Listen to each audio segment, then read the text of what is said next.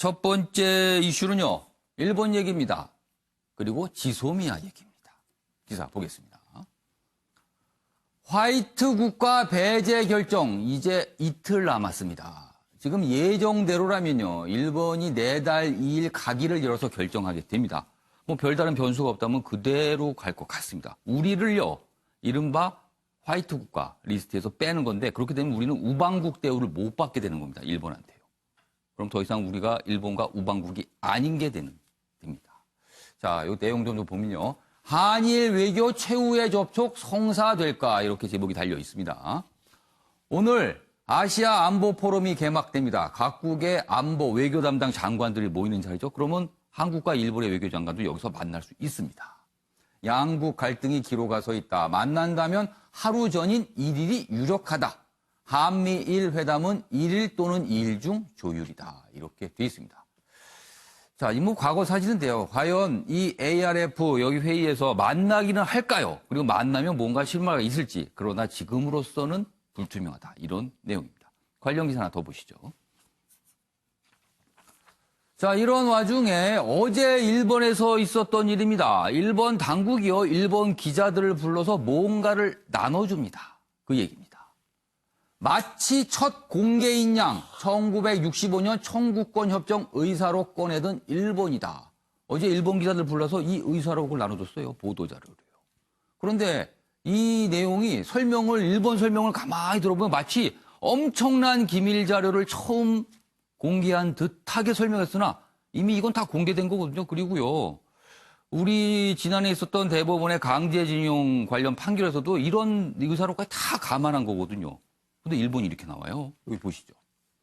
개인에 대한 지불은 국내에서 조치한다. 당시 한국 측 발언을 부각하면서 여론몰이를 하는 것 같다. 이렇게 기사는 분석하고 있습니다.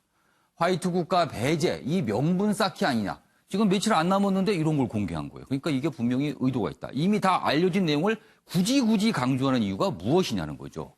외교부, 대법원도 이미 참고한 자료다. 이렇게 일축을 했습니다. 자, 그럼 여기서요, 한국과 일본의 당국자들의 발언, 저희가 영상으로 묶었습니다. 보시죠. 정부가 일본의 화이트리스트 배제 조치에 대해서 어떻게 인식을 하고 있습니까? 제가 말씀드린 대로 경제전쟁의 선전포고다 이렇게 봐야겠지요? 어떻습니까? 정말 이해도 되지 않고 갑작스럽고 부당한 조치임에 분명합니다. 화이트리스트 제외 결정에 대해서도 그 결과에 대해서 그 엄중함을 지속적으로 일본 측에 설명을 하고 있습니다. 上記説明会で用いた外交文書との資料はこれまでも公開されたものであり、今般政府として新たな文書、資料を公開したものではないというふうに聞いています。 자, 이런 상황에서 우리 국내에서는요, 지소미아 얘기가 계속 나오고 있죠. 한일 군사정보보호협정의 약자인데요.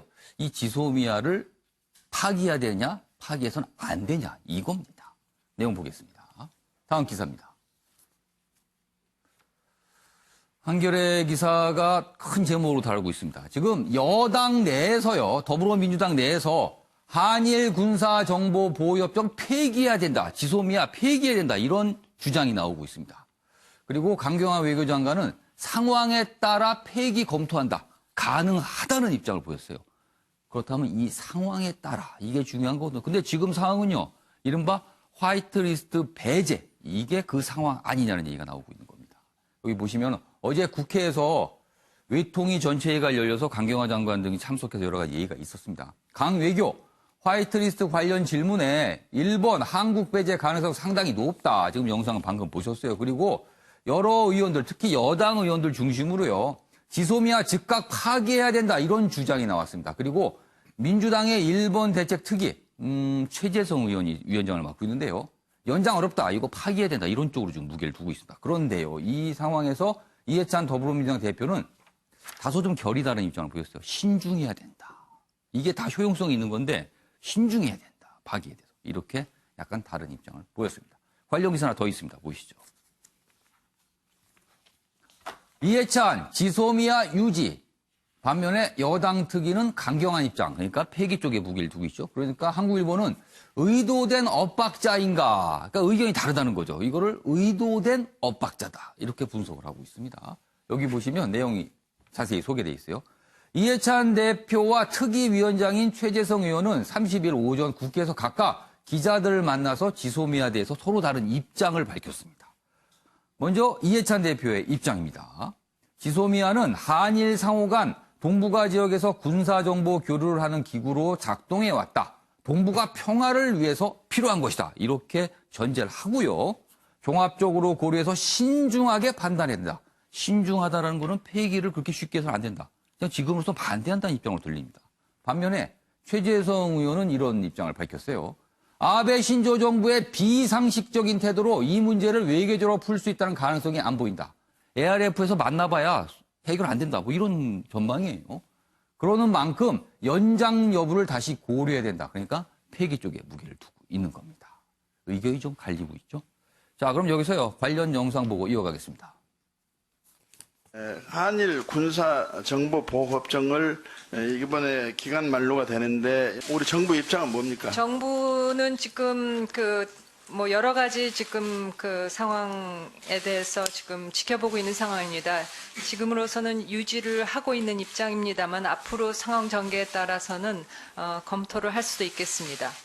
예, 지소미아는 상호간에 동북아 지역에서 여러 가지 군사 정보 교류를 하는 그런 기구로 이제 그동안 작동을 해왔는데 동북아의 평화를 위해서는 저는 필요하다고 봅니다. 종합적으로 감안할 적에 좀 더 좀 신중하게 판단해야 될 문제라고 생각을 하고 있습니다.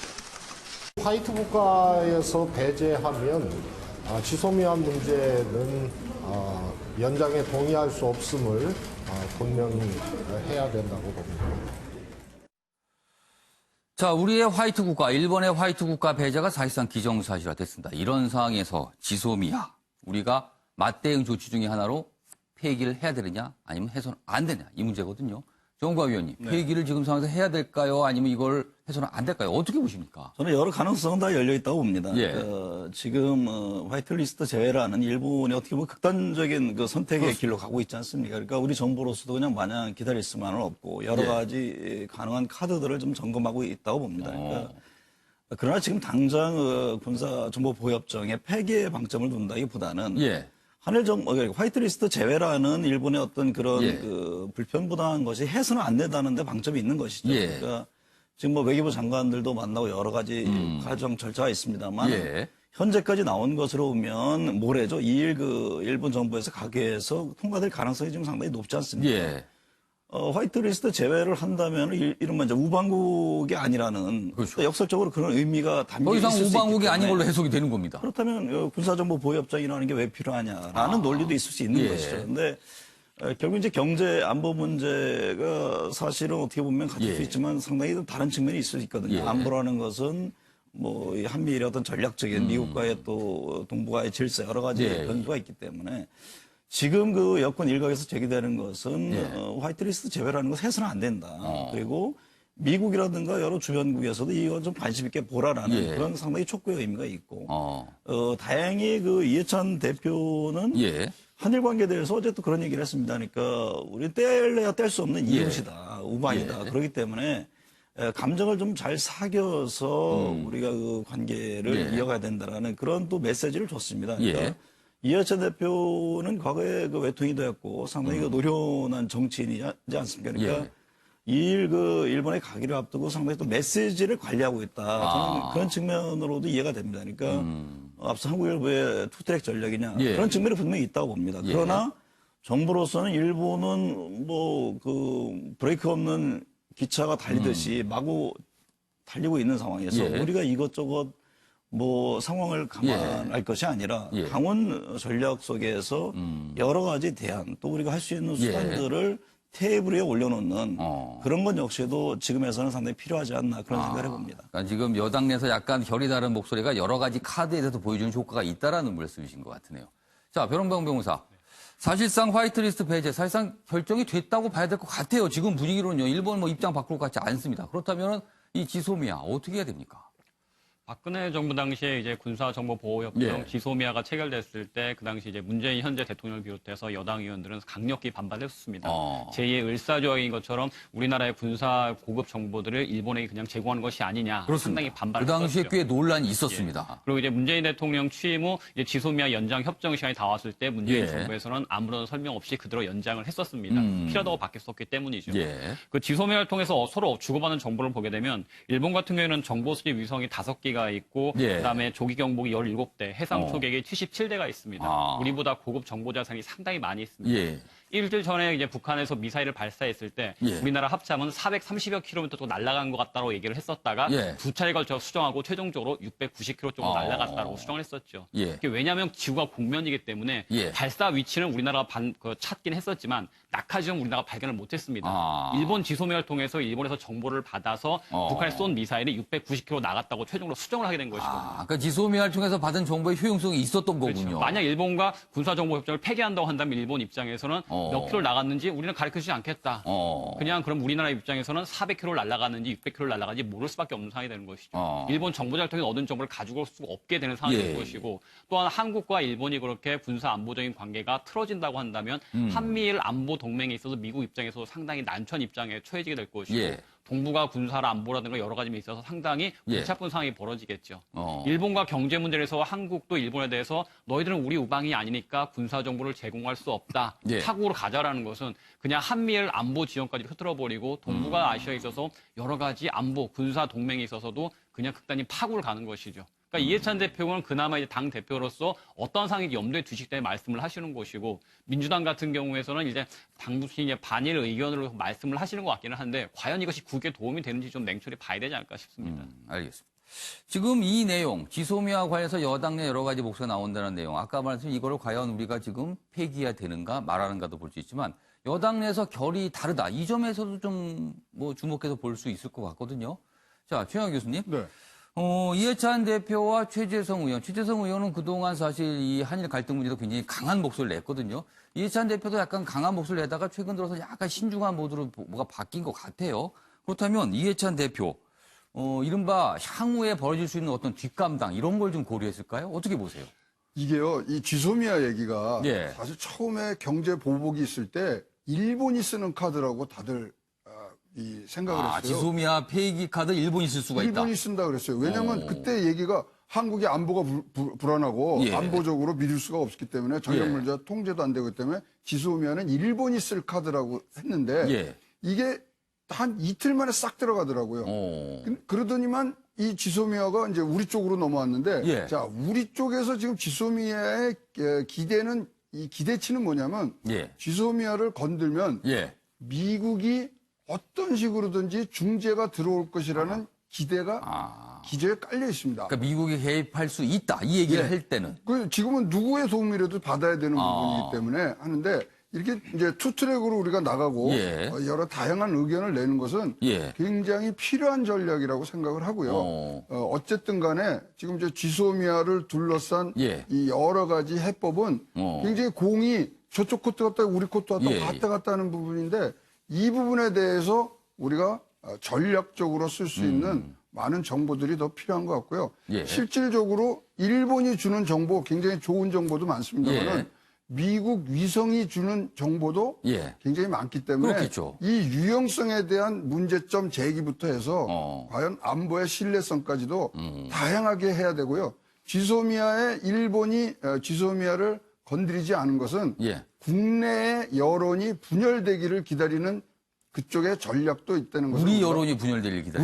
우리나라 국내 여론이 분열될 수 있는 예. 그런 이 전략적 판단도 섞여 있다는 것이 지금 관전평이라고 볼 수 있습니다.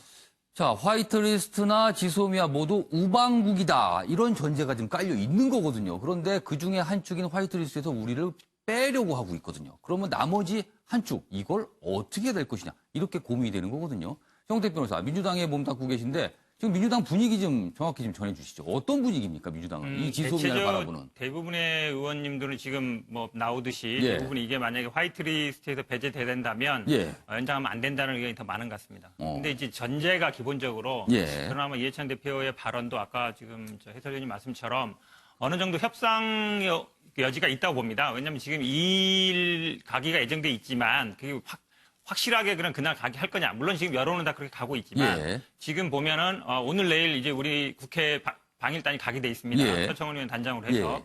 그러면 오늘하고 내일 가 있는데 그 다음날 결의하는 상황이 되는 것이고 만약 결의한다면 그다음에 지금 아시아 안보 포럼에서 물론 한미일 간에 만날지 뭐 확정되지는 않았지만 만날 가능성이 높다고 보고 있는데 지금 일부 여론의 보도에 의하면 미국 측에서 현재 상태에서 분쟁을 멈추는 어떤 약정을 해라, 서로 합의를 해라. 이 말은 더 나가지 말아라는 얘기거든요. 그러면 어느 정도 협상의 여지도 있는 게 아닌가. 그러니까 가기를 하기 전에 는 어느 정도 지금 이해찬 대표처럼 이게 사실 우리가 쓸 수 있는 카드다라는 의미가 있지만 지금 만약에 당연히 결의를 한다 그러면 저는 뭐 폐기를 고려해야 된다고 보는데 근데 이제 지소미아의 효용성에 대해서는 여러 가지 의견이 있지만 아까 말씀처럼 사실 우리나라 한반도에 대한 대부분의 정보는 미국에서 옵니다. 미국이 인공위성뿐만 아니라 정찰을 매일 띄우고 있거든요. 24시간. 일본도 물론 뭐 우리보다 뭐 정찰 자산이 훌륭한 건 맞지만 사실은 북한에 대한 정보는 우리나라가 더 많이 갖고 있어요.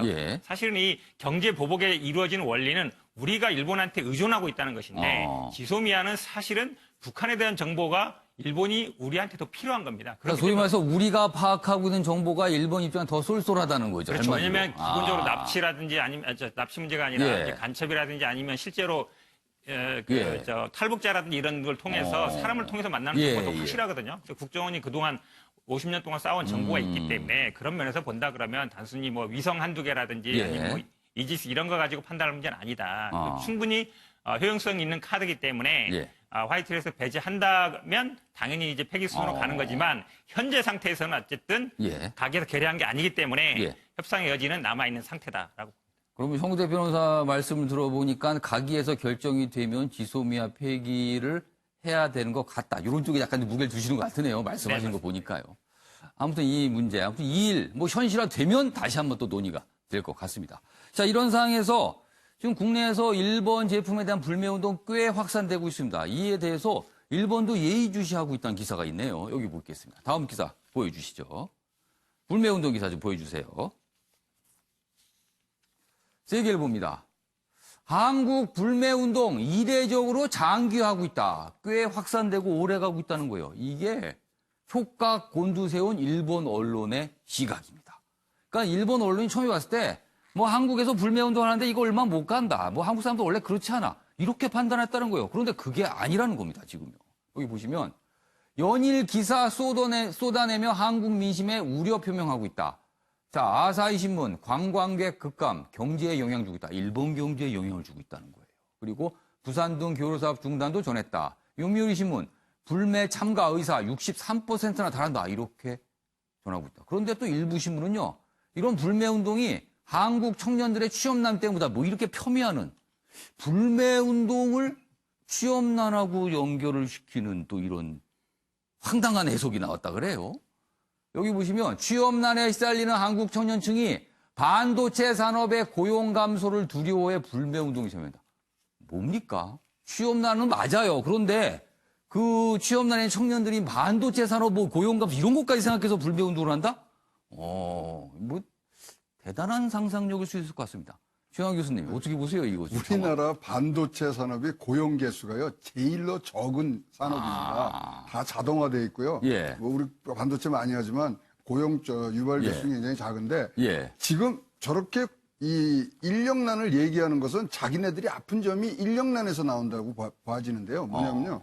지금 이 일본의 관광을 우리가 안 가, 70% 지금 안 가고 있단 말이에요. 많이 안 가고 계세요. 근데 양측 나라가 1.5에서 1.8%가 전체 GDP에 차지하는 게 관광 사업입니다. 그런데 일본하고 우리나라하고 차이가 있어요. 일본은 전체 고용의 9%가 관광 산업에 있습니다.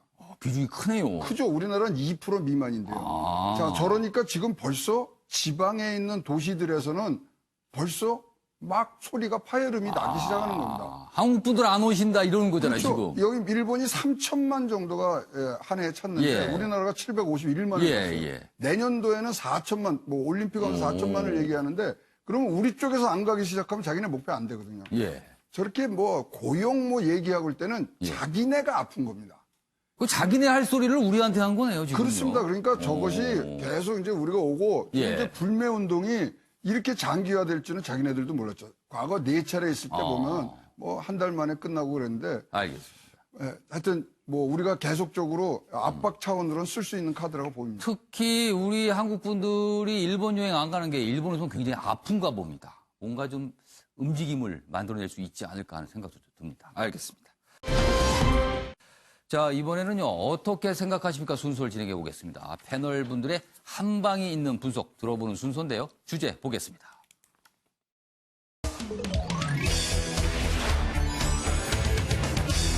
오늘 어떻게 생각하십니까? 주제는 이렇습니다. 몰매 맞는 한국 사진이 SNS상에 올라왔습니다.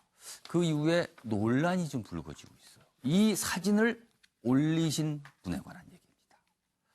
자, 제가 지금부터 신문기사가 아니고요. 이 화면으로 소개할 텐데요. 소개드린 동안 내부 패널께서는 의견을 적어서 앞에 걸어주시기 바랍니다. 우선 사진 좀 봐주세요. 여기 보시면 남성들이 잔뜩 등장하죠. 그런데 보십시오. 이쪽 일본 국기가 겹쳐진 남성, 뭔가 몽둥이를 들고 때리려는 듯한 모습이고요. 옆에는 중국 깃발, 중국 국기, 러시아, 북한 다들 뭔가를 때리고요. 여기 바닥에 쓰러져 있는 남성 보이시죠? 그런데 여기에는 우리 태극기가 걸려 있습니다. 그리고요. 이 뒤쪽 봐주세요. 뒤쪽에 누군가가 차에 탑승해서 그냥 바라보고만 있습니다. 바라보고만. 근데 여기는 미국 국기가 걸려 있습니다. 이러면서 민경욱 자유한국당 대변인이 SNS상에 딱 한반도 상황이군요 하면서 이 사진을 올렸어요. 그러니까 이른바 이제 집단 구타 사진에 각각 국기를 합성한 거죠. 최근에 뭐 한반도 상황이 이렇다면서 이걸 올렸는데 그 이후에 좀 논란이 있습니다. 다음 화면 봐주시죠. 여기 보시면 민경욱 한국 몰매 SNS 사진 논란이다 이렇게 좀 돼 있고요. 홍익표 더불어민주당 수석 대변인 나라를 비하하는 건 책임 있는 정치인이 아니다 이렇게 좀 지적을 했고요. 이정미 정의당 의원은요. 치기 어린 글들이 국가에 도움이 되는지 단 한 번이라도 좀 생각해달라 이렇게 좀 지적을 하고 있습니다. 그리고 인터넷을 중심으로 이 사진을 올린 것에 대해서 좀 여러 가지 논란이 좀 있습니다. 그래서 저희가 오늘 이 얘기 좀 해보려고 합니다.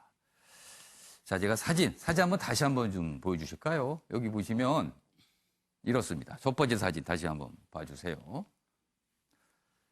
일본 최근에 우리를 현재 수출 규제하고 있죠. 그리고 중국은 최근에 우리의 방공식별구역 그냥 들어왔습니다. 러시아는 그거 들어온 것에 대해서 독도 영공까지 침범했죠. 북한 오늘도 또 쐈습니다. 뭔가를요. 미국은 바라만 보고 있다. 지금 이런 상황을 묘사한 듯해요. 사실은요. 자, 그럼 이 상황 이게 어떻게 돼야 되는 건지 자, 벼랑봉 변호사부터 들어보겠는데요. 뭐 이런 거 아닐까 싶습니다. 뭐 이 정도 사진을 올릴 수 있는 거 아니냐 아니면 도가 넘은 거다. 뭐 이런 판단이겠죠. 벼랑봉 변호사는 어떻게 보세요? 저는 뭐 개인으로서는 올릴 수 있긴 하겠죠. 예. 근데 이제 국회의원은 지위를 좀 고려를 해야 되지 않을까 싶은 예. 생각이 드는데요. 그 몇 년 전에 이제 강준만 교수가 뭐뭐뭐 없는 진보라는 책을 써서 큰 인기를 끌었던 적이 있었습니다. 예. 인기라기보다 화두를 크게 던졌었죠. 진보에서 그 당시에 상당히 좀 막말이 문제가 많이 됐었는데 그 당시 진보에서는 무례함 또는 이제 도덕적 우월성을 근거로 해가지고 정부라든가 상대 진영에 대해서 날선 비판을 많이 했었습니다. 근데 물론 그 말 자체가 뉘앙스 자체는 맞기는 했었지만 지나치게 이제 날이선 비판이었었고 과연 이런 것이 바로 보수의 진보의 문제였다라는 얘기를 하면서 그것이 일종의 지지층들을 결집시키고 어떤 카타르시스 효과를 가져올 수 있긴 하지만 결코 확장성은 가지고 올 수 없다라는 비판을 하셨던 적이 있었던 것 같거든요. 근데 이제 민경욱 의원 같은 경우는 최근 SNS를 통해서 상당히 활발한 의견을 게시를 하시고 계십니다. 물론 지지층들은 이제 거기에 대해서 이제 상당히 공감을 하고 일종의 카타르시스를 느끼고 있는 것 같은데 과거 이제 강준만 교수가 비판을 했듯이 그렇게 뭐 무슨 가지 없는 진보 하듯이 무슨 가지 없는 보수 같은 경우는 결국 길이 될 수는 없을 것 같습니다. 당장 20% 25%의 지지층들은 확실히 결집할 수 있고 그들에게 속 시원하다 듣고 싶은 말을 했다 할 수 있는 거 아니냐라는 말을 했었긴 했지만 그것이 결국 다수의 공감대를 얻을 수는 없기 때문에 무슨 가지 없는 보수는 길이 아니지 않을까라는 생각이 듭니다. 그러니까 벼랑변 변호사가 보시기에도 동그라미가 없는 걸로 보이고 길이 아닌 걸로 지금 판단하시는 거잖아요. 그런데 왜 올렸을까요, 이거를? 일단은 지지층들에 대해서는 확실히 인식을 심어줄 수는 있긴 하거든요. 그러니까 우리도 속 시원하게 말 좀 하자. 사이다를 들이켰던 것처럼 뭔가 속 시원하게 내 속에 있던 심중의 말을 국회의원이라는 인사이를 통해서 말을 할 수 있었다는 것 자체가 지지층들에게는 할 말하는 훌륭한 사람. 이라고 박수를 받을 수 있기 때문에 일단은 그것을 좀 생각하신 게 아닌가 싶은 아쉬움은 있네요. 자, 형택 변호사. 지금 한반도가 처한 상황, 그렇습니다. 뭐 이렇게 묘사할 수 있어요. 그리고 만평으로도 한반도가 가운데 그 뭔가 포위된 상 이런 만평도 있습니다만, 자, 이렇게 뭔가 집단 구타하는 모습, 이거는 좀 도가 지나친 거 아니냐, 뭐 이런 의견도 있고요. 한편에서는 뭐 이 정도도 못 올리냐, 뭐 이럴 수도 또 있습니다. 어떻게 보세요? 저는 저 그림을 보면서 어떤 생각을 했냐면요. 예. 과연 민경욱 대변인은 저 6명 중에서 어디에 있다고 생각했을까라는 생각이 들어요. 본인이. 제가 보기에는 일반적으로 딱 봤을 때 일반 국민들이 봤을 때는 어쨌든 대한민국이 매를 맞고 있다. 그러면 본인은 일단 대한민국을 대표하는 국회의원이지 않습니까? 그러니까 안 된다라는 상황을 해야 할 것 같아요. 예. 본인 생각엔 제가 보기에 제3자 어딘가에 따로 있다고 생각하는 것 같습니다. 제3자의 눈. 그러니까 본인 당사자의 문제가 아니라 예. 뭐 저 트럭 위에 있든지 아니면 다른 데서 지켜보는 사진을 찍는 사람이라든지. 그러니까 대한민국 국민이 아닌 다른 그렇죠. 그 제3자의 시각으로 보는 거다. 그렇죠. 오히려 저런 사진이 어딘가 봤을 때 이거 예. 말이 안 된다. 분노하고 예. 현재 상황을 어쨌든 말씀처럼 이제 굉장히 예. 곤란한 상황인 건 맞지만 과연 어느 나라 국회의원인지 당연히 그런 얘기가 나올 것 같아요. 본인 스스로 묻고 싶습니다. 저는 오히려 저 사진에서 본인의 위치는 어딘가라는 예. 질문을 하고 싶어요. 그래서 대한민국 국회의원은 어디에? 그렇죠. 더군다나 민경욱 의원은 자유한국당 대변인도 맡고 있어요. 그래서 어떻게 듣기에 따라서는 이게 당의 어떤 공식 목소리처럼 들릴 수도 있어. 대변인이 하는 표현이나 말이기 때문에요. 그러니까 어떤 생각이 있을 거냐면요. 기본적으로 예. 우리 정부를 비난하고 싶은 생각이 있는 거예요. 심리적으로. 예. 그래서 국내에서는 할 수 있습니다. 근데 예. 저건 이제 외국, 어쨌든 우리 주변에 있는 나라들을 예. 통해서 우리 나라를 비난하는 모양이 되는데 예. 거기에 이제 생각이 있다 보니까 정부를 비난하는 생각이 있다 보니까 본인의 위치가 어디에 있는지 생각을 못 하고 있는 게 아닌가라고 봅니다. 자, 최영 교수님은 무품격, 무책임 이렇게 두 가지 쓰셨는데 어떻게 보면 또 표현의 자유라고 얘기할 수도 있지 않을까요? 어떻게 보세요? 표현의 자유일 수는 있지만 예. 저것이 갖고 오는 후폭풍에 대한 책임은 또 져야 되겠죠. 그래서 지금 뭐 두 분 말씀한 것을 예. 뭐 다시 재현하는데 예. 왜 우리나라가 저렇게 넘어졌는지에 대해서 생각을 하고 거기에 대해서 대책을 내놓아야 될 사람이 예. 저렇게 저 사진을 갖고서 현상만을 낸다는 것은 진짜 뭐 지도자로서 나라의 국가대표는 국회의원으로서가 안 돼요. 예. 그래서 지금 뭐 딱 한반도 상황이군요 이렇게 했지만 예. 제 눈에는 딱 한국당 상황이네요. 한국당 상황이라고요? 네, 한국당 지금 뭐 지지율 떨어지고 여러 차례 뭐 우리 국민들 내부에서 과연 보수가 갈 길을 가고 있느냐, 예. 보수 이 통합을 하고 있느냐에 대한 예. 많은 문매를 맡고 있는 점에서 봤을 때 딱 예. 한국당 상황이네요. 그래서 무품격, 무책임 이렇게 표현을 써주셨습니다. 자, 정우가 위원께서는 민 의원의 적은 하고 이렇게 물음표를 찍어주셨어요. 어쨌든 우리나라 국민이 예. 지금 맡고 있잖아요. 예. 과연 저걸 보면서 기분이 좋은 것인지 어느 국민이 저 부분에 대해서 공감을 할지 저는 상당히 좀 의구심이 듭니다. 그러니까 예. 민 의원이 의도하고자 했던 바는 분명히 있을 겁니다. 예. 그러니까 지금 여러 열강 틈바구니에서 우리나라가 상당히 어려운 처지에 있는 것을 뭐 표현하려고 한지는 그렇습니다. 모르겠습니다. 이 제목으로 뭐 딱 한반도 상황이군요라고 이 의도를 한 것 같아요. 근데 어쨌든 그 예. 그림 속에서는 저게 일본에 뭐 혐한 사이트에서 올려온 거랑 비슷하다는 거 아니겠습니까? 근데 우리 국민이 두들겨 맞고 있단 말이죠. 예. 그 한국의 국기 옆에 있는 국민이. 근데 그것을 올려서 도대체 의도하고자 했던 것이 뭔지. 더군다나 말씀하셨듯이 민경욱 의원은 단순히 의원이 아니라 주요 당직을 맡고 있는 대변인이란 말이죠. 예. 저거는 제가 보기에 당을 위해서도 그렇고 보수를 위해서도 그렇고 예. 상당히 좀 적절치 않은 그 사진이 게재된 게 아닌가 그런 생각을 해봅니다. 그러니까 오히려 당과 보수 진영에 좀 부담을 줄 수 있는 사진이 아니겠느냐 이런 분석이시네요. 네 분 모두 좀 지적을 해 주셨어요. 각각 답변을 통해서. 다시 한번 사진 좀 볼까요? 시청자 여러분께서는 어떤 느낌이 드시는지 모르겠습니다. 쓰러져서 매를 맞고 있는 한국. 이렇게 태극기까지 걸려 있는 사진이었습니다.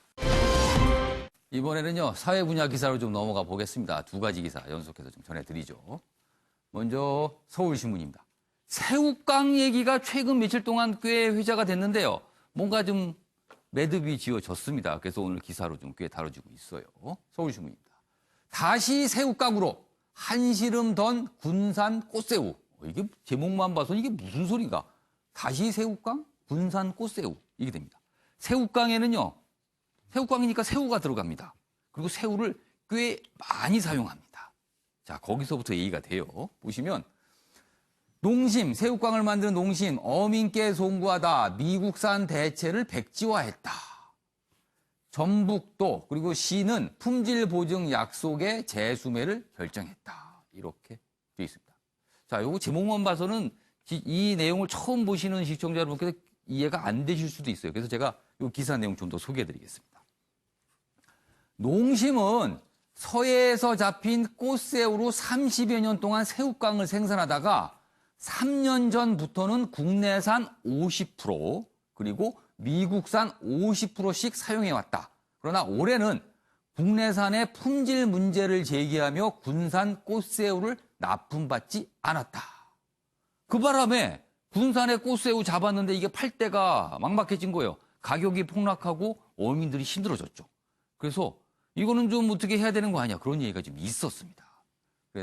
그런데 다시 미국산을 다 대체하는 걸 백지화시키고 이 국내산을 쓰기로 했다는 얘기입니다. 그래서 제목이 한시름 덜었다 이렇게 나오는 겁니다. 그런데요, 좀 더 생각해 볼 문제가 있어요. 다음 기사입니다.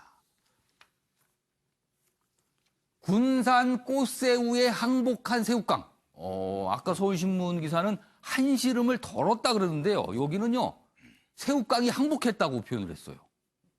그 뭔가 좀 더 사연이 있었나 봅니다. 여기 보시면 새우 원료 외국산만 쓰려던 농심, 지역 어민과 정치권이 강력히 반발하면서 품질 보장 약속받고 구매하기로 했다. 이렇게 얘기가 돼 있습니다. 여기 보시면요, 그동안 이 농심 측에서 이 새우깡을 만들 때 국내산 안 쓰겠다고 할 때 어떤 얘기가 나왔었냐면 이렇습니다. 어민은 물론 군산시장 정치권까지 나서서 값싼 외국산을 쓰기 위해 전북 어민을 배신했다. 그러면서 구매 재개해라 이렇게 요구했는데요. 농심 측은 사실은 가격 문제가 아니고 서해가 오염돼 꽃새우 품질이 저하됐다고 주장했지만 지역에서는 설득력이 떨어진다 이렇게 반발했습니다. 그러니까 농심이 국내산 새우를 더 이상 쓰지 않기로 한 게 품질 문제이냐 아니면 외국산이 싸기 때문이냐 뭐 이런 거에 대한 논쟁도 있었어요. 근데 아무튼 해결은 됐으나 조선일보는 항복한 새우깡이다 이렇게 제목을 달고 있습니다. 그래서 이 얘기 좀 지금부터 좀 해보겠습니다. 일단 청구택 변호사하고 최양호 교수님 두 분께 좀 질문 드릴게요. 청구택 변호사 이거 어떻게 보세요? 지금 상황. 저는 그래도 뭐 잘 됐다라고 봅니다. 왜냐하면 항복이라는 표현을 썼는데요. 지금 미국산이 따지고 보면 한 10에서 15% 정도 싼 걸로 나오고 있는데 1년에 대략 쓰는 그 새우가 매입하는 새우가 한 40억 정도 됐다 그럽니다. 근데 한 상자에 한 9만 원 정도 가다가 이 소식이 전해지면서 한 3분의 1 정도로 2만 7천 원, 8천 원 정도로 떨어졌다 그럽니다. 폭락이네요. 그렇죠. 3분의 1 정도 떨어졌다 그러면 40억 매출을 올리던 어민들한테 돌아가는 돈이 한 15억 이 정도밖에 안 되는 거거든요. 어찌 보면 어민들 입장에서 굉장히 큰 타격인데 물론 농심도 뭐 싼 것을 지금 그전에도 이제 미국산을 100% 쓴 건 아니고 50%를 썼기 때문에 가격 손해에서 본다 그러면 한 7, 8% 정도, 그러니까 10에서 15%의 반 정도, 5에서 7% 정도를 이제 손해보는 거였지만 그래도 어쨌든 어민들이 보는 손해에 비하면 굉장히 큰 거지 않습니까? 그런 걸 따져본다 그러면 어쨌든 국내에서 소비를 하기로 한 거는 좀 늦었지만 잘된 결정이라 보고 그 과정에 물론 이제 정치권도 있었고 지역 여론도 굉장히 이제 악화되고 있었는데 그래도 지역 어쨌든 어민도 살리고 그 국내에서 생산된 걸 씀으로써 어쨌든 지역 경제 발전에도 도움이 되는 방향이어서 저는 근데 여기에 조금 아쉬운 건 이제 저 부분은 물론 시장 원리기 따지기 때문에 뭐 정부가 개입할 여지는 없습니다만 지자체라 전북이라든지 군산시가 품질을 보증하는 형태로 돼 있다 그러는데 그럼 과연 그걸 어떻게 할 것인지 이 부분에 어떻게 품질을 보증할 것이냐 이런 그렇죠. 문제가 어떻게 남아요. 할 것이냐 지금 이제 왜냐하면 품질 얘기를 하고 있기 때문에 구체적으로 아마 그 회사 측에서도 어떤 문제가 있었다. 그동안 예를 들어서 자료 같은 게 나올 거 아닙니까? 그동안 이게 쭉 뭐 떨어져 왔다든지 그러면 이제 그걸 어떻게 보증할 것인가 이런 부분이 제가 보기에는 앞으로 좀 논란이 될 여지는 있는 것 같습니다. 최양호 교수님, 이 문제가 뭐 농심 측에 따라서 품질 문제이든 아니면 어민 쪽 주장에서 이건 품질 문제가 아니라 가격 문제이든 아무튼 어떤 문제이든 어떤 기업이 경영을 해서 경영상 결정을 했는데 그게 어떤 압력에 의해서 사실은 번복했다고 봐야 될 것 같아요. 그럼 이 문제는 또 어떻게 이해해야 될 것인가요? 그러니까 이게 일단 새우를 잡는 방법에서 미국과 한국이 틀립니다. 저 미국에서는 중간 수역에서 잡기 때문에 지금 얘기하는 플라스틱이라든가 이런 것들이 전혀 뭐 많은 수가 그럼 중간 수역은 좀 더 깨끗한 바다입니까? 그렇죠. 근데 우리 이제 군산 앞바다는 저인망식으로 긁어야 돼요. 예. 그러니까 다 같이 오기 때문에 사실 우리 국민 입장에서 보면은 예. 사실 미국산 쓰는 게 건강상 이유로는 맞는 거죠. 어. 근데 지금 뭐 아까 변호사님이 지적했지만 예. 전북도나 시가 어떻게 품질을 보증하겠다는 거예요. 새우가 미세 플라스틱도 지금 먹었을 수 있는 상황이고 예. 등등인데 이러한 부분들이 지금 가격이라든가 이런 외부의 요인으로 인해서 이 바뀌었다는 자체가 예. 제가 조금 우려스러운 점이 있고요. 만약에 이래서 뭐 가격이 올라간다든가 예. 안 쓰고 그러면 안 사 먹으면 되는 거죠. 예. 그게 시장 경제 원리지. 이 부분을 앞으로 해서 나오면은 자 그러면 어민이 소득이 더 떨어졌어요. 그러면 예. 지금 쓰고 있는 50%도 군산 걸로 과거에는 그렇게 썼으니까 예. 그렇게 요청을 하면 받아들일 겁니까? 그래서 정부의 개입, 특히 품질 보증이라는 어마무시한 얘기를 예. 지금 지자체에서 했다는 것은 나중에는 부메랑으로 돌아오지 않겠니까 이런 우려도 굉장히 많습니다. 조은과 위원님 지금 상황 어떻게 좀 보세요? 저는 양측이 다 한번 생각해 볼 필요가 있다고 봅니다. 그러니까 농심 입장에서는 예. 사실 어민 입장에는 날벼락이죠. 예. 갑자기 어떤 구매처를 바꾸겠다. 나가는 게 갑자기 안 나가게 됐으니까요, 이 물건이요. 그러니까 그 배경에는 저는 품질인지 예. 아니면 가격인지 예. 수익을 앞세운 것인지 이것을 한번 좀 더 긴밀히 볼 필요가 있다. 기업 입장에서는 당연히 예. 어떤 수익 측면에서 감안해서 예. 선택을 했을 것으로 보여집니다. 어. 또 한편에서 그러면 어민들은 그동안에 품질 제고를 위한 노력을 했느냐.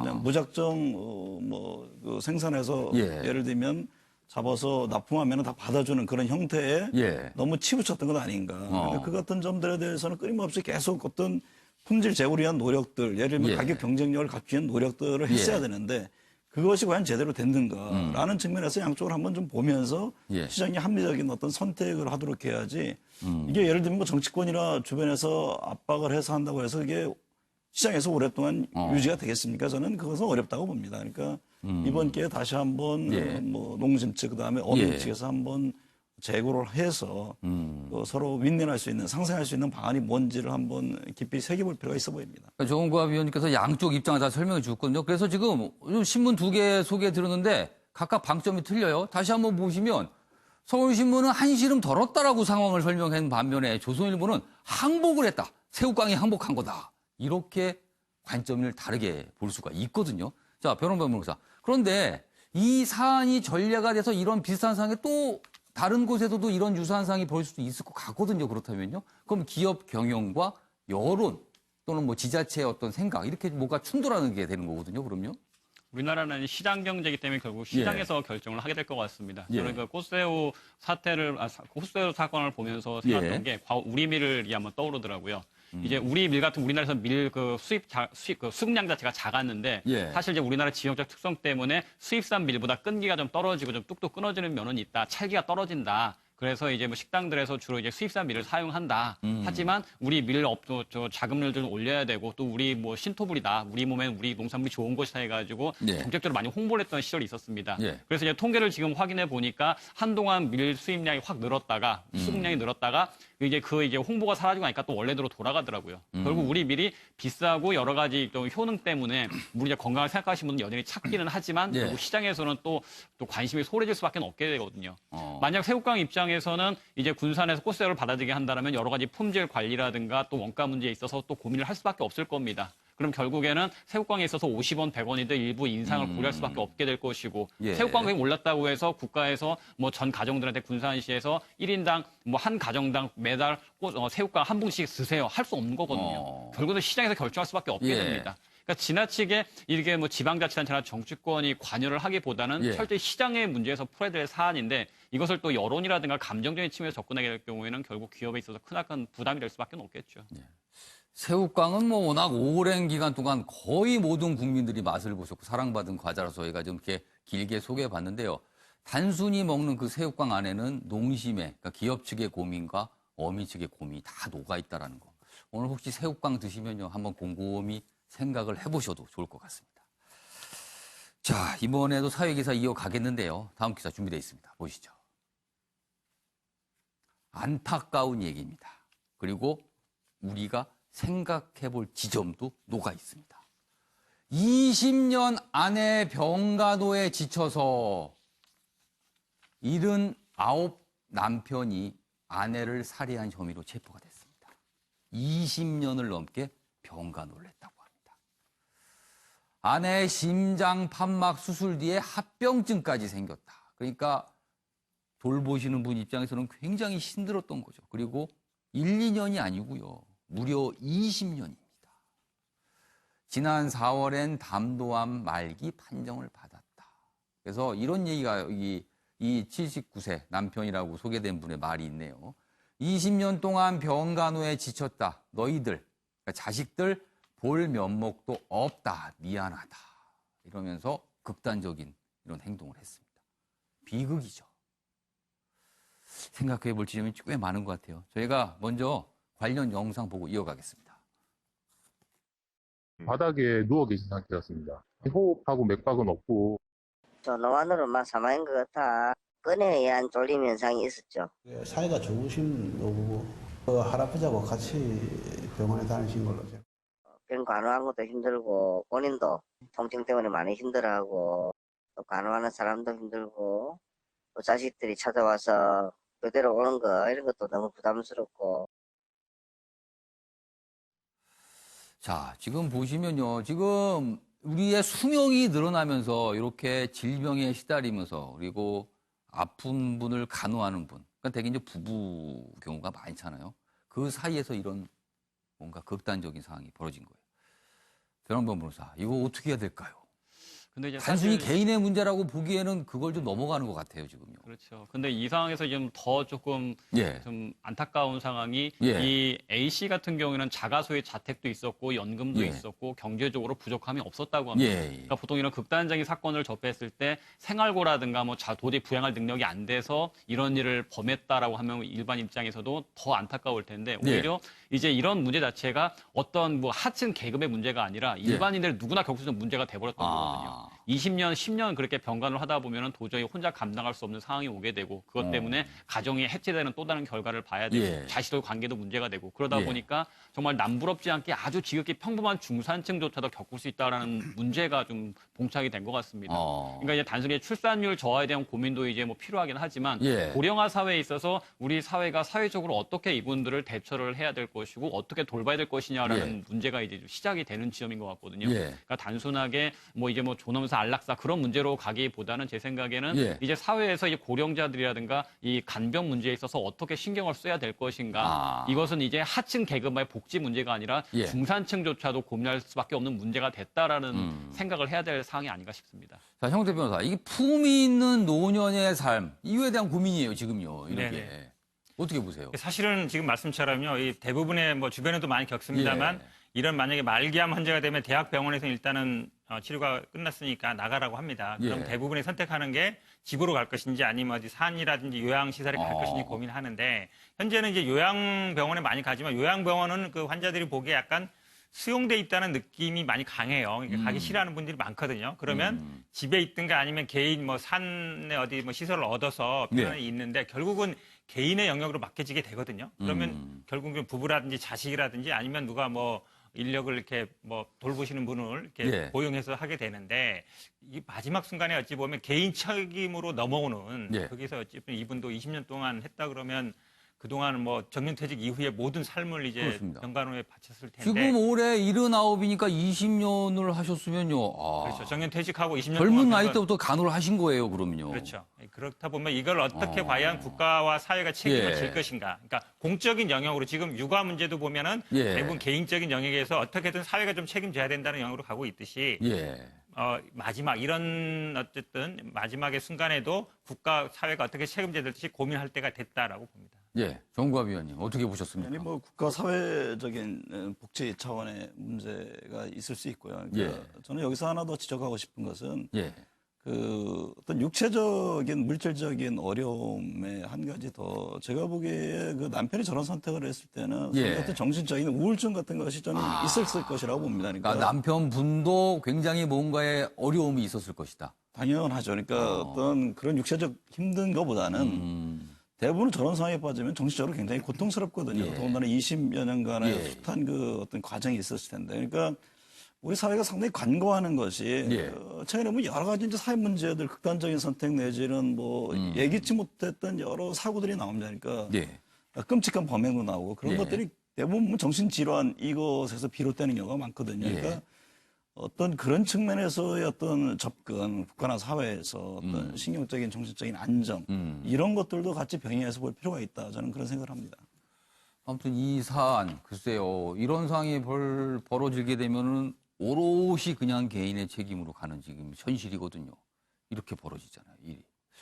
어떻게 해야 될까요? 참 고민이 많은 고민을 하게 되는 이런 사안이 아닌가 합니다. 자, 이번에는요, 우리의 눈과 귀를 잡은 인물들에 관한 이야기 지금부터 좀 해보겠습니다. 첫 번째 인물, 여기 이름이 써 있네요. 황교안 자유한국당 대표입니다. 도로 침박당이라고요.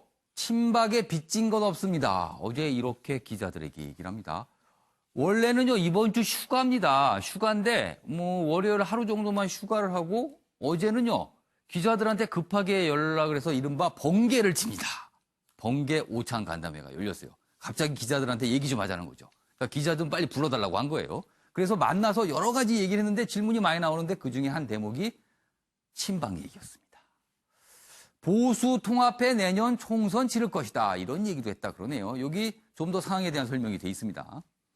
평소 신중한 스타일인 황 대표가 휴가 중임에도 기자들과 예정에도 없는 만남을 가진 데 대해, 그러니까 이례적이라는 거예요. 원래 이게 뭔가 정해진 일정을 따르는 걸 좋아하는 성향이다 이렇게 알려져 있는데 예정이 없는 기자들과 만남을 가진 겁니다, 어제. 당 관계자가 이렇게 얘기합니다. 어떻게든 이미지를 쇄신해야 한다는 생각을 하고 있는 듯하다. 황 대표가 29일부터 휴가지만 가족들만 여행을 떠났고 서울에 남아 하반기 전국 운영을 고심하고 있다. 그러니까 본인은 사실상 남은 휴가 일정을 취소한 셈이 돼버렸어요. 요새 휴가 취소가 유행입니다. 관련 기사 하나 더 있습니다. 보시죠. 기사가 매일경제기사 이쪽에 있습니다. 황교안 친박에 빚진 것 없다. 역시 같은 내용 소개하고 있고요. 도로 침박당 지적에 이렇게 반박을 했다는 건데 지금 당내에서는요. 이런 목소리가 있습니다. 황교안 대표의 리더십을 좀 문제 삼는 것 같아요. 장제원 의원, 기이한 악재들이 반복되고 있다. 이거 어떡할 거냐. 당이 위기다. 이런 얘기하면서 한 말이고요. 홍준표 전 대표, 나날이 당이 쪼그라들고 있다. 또 이렇게 입장을 내놨습니다. 그래서 같이 기사가 좀 묶여 있습니다. 어제 이른바 번개를 통한 기자 간담회 영상으로 좀 보여드리고 싶은데 영상이 없습니다. 영상 촬영이 안 됐거든요. 그래서 그냥 저희가 기사로 좀 자세히 소개드렸는데 먼저 최영학 교수님, 휴가 하루만 가고 기자들 갑자기 만난 거예요. 이른바 긴급하게 불러서 오찬 간담회. 오전에 연락이 갔다 그래요. 자, 그러면은 뭔가 하고 싶은 말이 있었어요. 근데 돌려 생각하면 뭔가 답답하니까 그렇게 급하게 불렀을 거 아닙니까? 무엇이 이렇게 답답했을까요? 지금 돌아가는 상황이 예. 지금 아까 이렇게 긴박한 한국 상황이 지금 예. 여기저기 하고 미사일 또 쏘고 그러는데요. 예. 저거는 제가 보기에 황교안 대표를 예. 아주 끝까지 잡아 끌어들이를 아주 굉장히 위험한 발언을 하셨어요. 어떤 발언이요?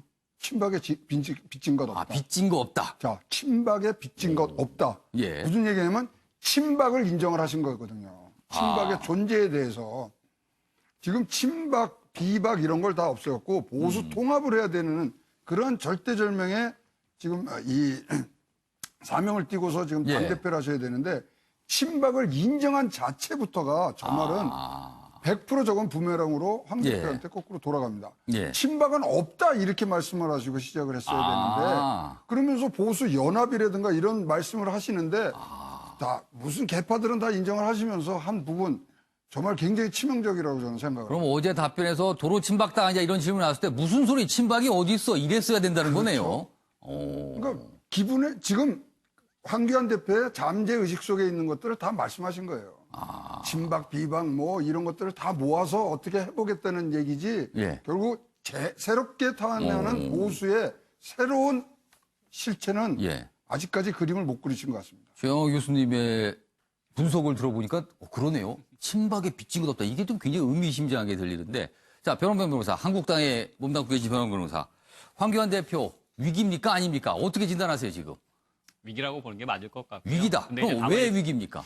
최 교수님 말씀처럼 예. 이제 물론 이제 당내에서 아무리 친박이 없다고 하더라도 외부에서 바라보는 시선은 여전히 과거에 이제 구기득권을 가졌던 분들을 친박으로 분류하고 있기 때문에 예. 그분들이 당에서 남아서 여러 가지 직역을 차지하고 있는 한 여전히 친박 아니냐라는 시선을 가지고 있기 때문에 어쩔 수 없이 아마 그 말씀을 하셨던 것 같습니다. 예. 근데 이제 황교안 대표께서도 여러 가지 말씀을 하고 계시기는 한데 뭐 이제 원에 있는 소장파 입장에서 본다면 결국에는 내년 총선에 있어서 어떤 공천을 하겠다는 기준을 조금 이제 말씀을 하시고 그다음에 새로운 인물들을 수혈하는 것을 보여주면서 바꾸겠다라는 모습을 보이시는 것만이 결국에 황교안 리더십이라든가 황교안 체제 안정성을 보여주는 게 아닌가라는 생각을 하거든요. 그러니까 지금 여러 가지 말씀을 하시더라도 결국 그 사람들 과거에 그 사람들이 계속 나오게 될 경우에 국민들은 바뀐 게 없다라고 생각을 할 것 같습니다. 예. 차라리 내년 총선에 있어서 현역의 몇 프로 이상을 바꿀 것이고 이러이러한 문제점이 있는 분들은 원칙적으로 공천을 배제하겠다라는 강력한 색깔을 내세우고 그다음에 새로운 보수를 위해서 이러이러한 분들을 영입했다라는 어떤 사실을 보여주는 것 자체가 국민들로 하여금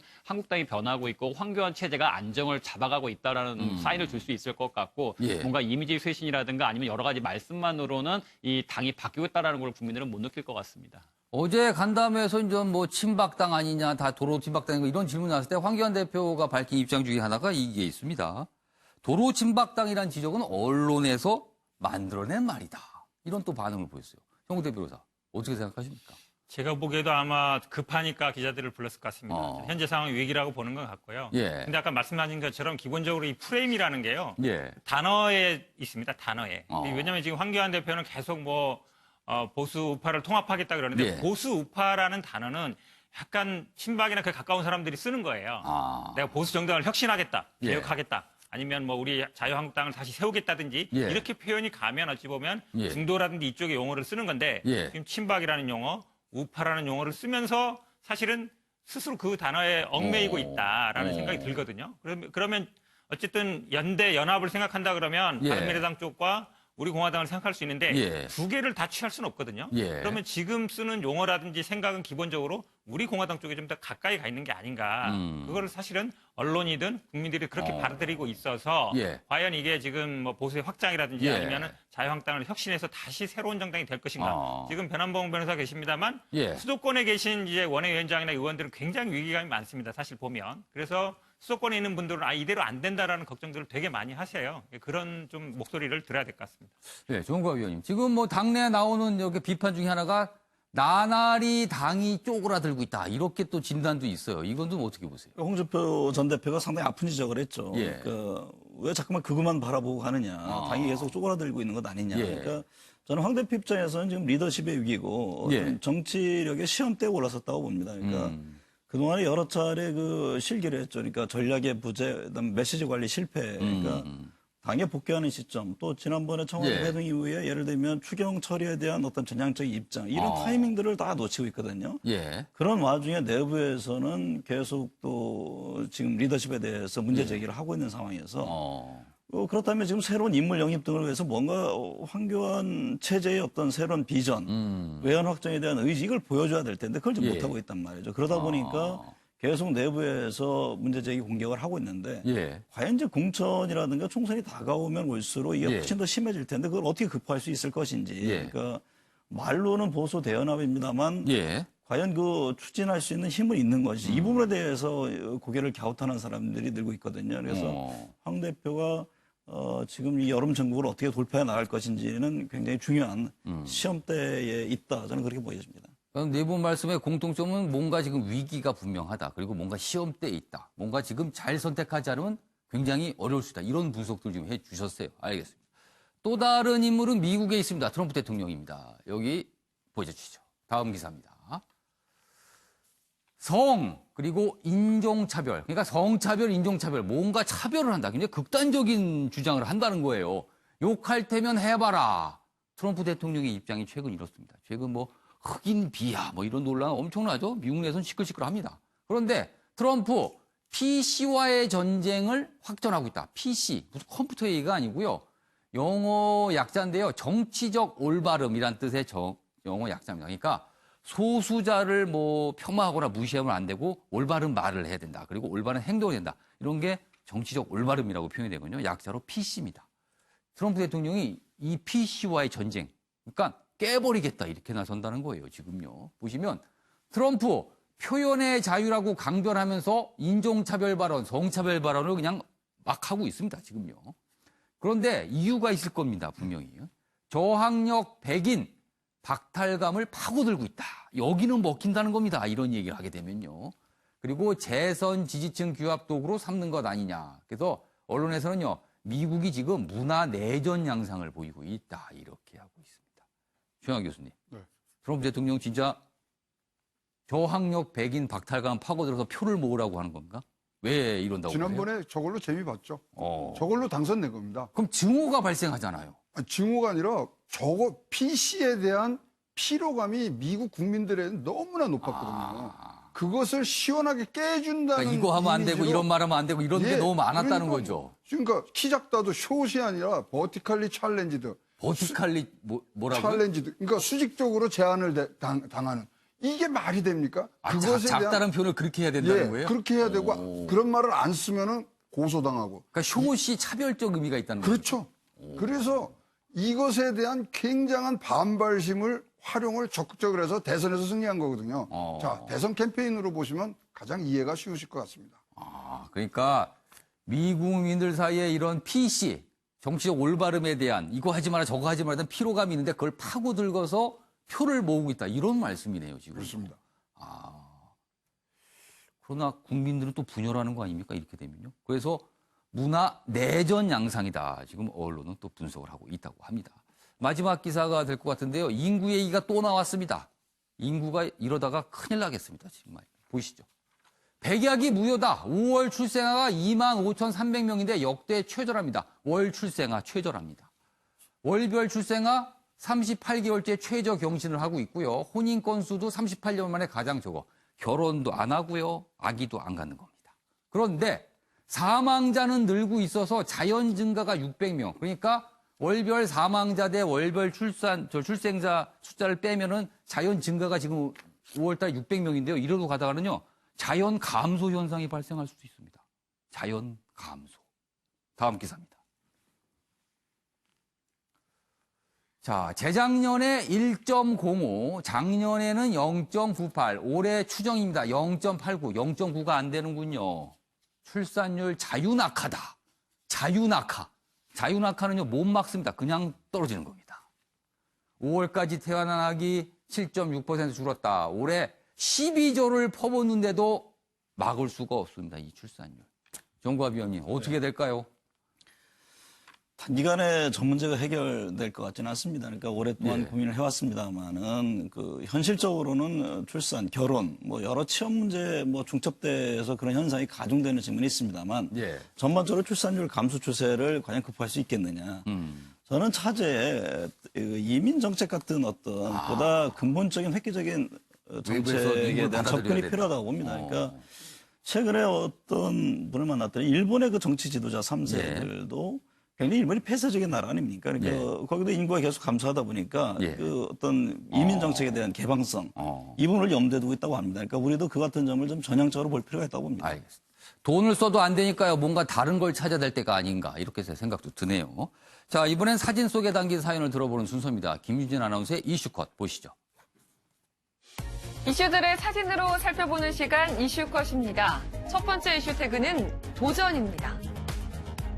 공부도 다 때가 있다는 말, 이 남성에겐 어울리지 않을 것 같습니다. 20년 이상 자동차 정비 일을 하던 남성은 47에 의사가 됐는데요. 정비소 운영을 위해 경영학을 배우러 간 야간대학에서 의사라는 어릴 적 꿈을 되찾게 됐습니다. 가족들의 지지가 있었기에 가능했던 일인데요.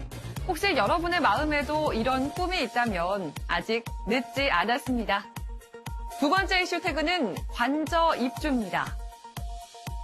보리스 존슨 신임 영국 총리, 그가 24살 차이의 여자친구와 총리 관저에 입주했습니다. 부부가 아닌 커플로는 처음인데요. 이를 두고 찬반 논란이 팽팽히 맞섰지만 둘은 논란을 딛고 다운인가에 함께 살게 됐습니다. 존슨 총리는 현재 이혼 절차를 밟고 있다는데요. 이로써 영국은 첫 퍼스트 걸프렌드를 맞게 됐습니다. 마지막 이슈 태그는 저도입니다. 대통령의 별장인 청해대가 있는 경남 거제시 저도. 1920년대부터 군 기지로 활용돼 온 이곳이 어제 47년 만에 시민들에게 공개됐습니다. 문 대통령이 저도를 국민들에게 돌려주겠다는 대선 공약을 지킨 건데요. 저도는 오는 9월 중순부터 1년간 시범 개방돼 하루 600여 명의 관광객을 맞을 예정이라고 하네요. 지금까지 김유진의 이슈컷이었습니다. 네, 아침의 매일경제 오늘은 여기까지입니다. 시청해주신 여러분 고맙습니다.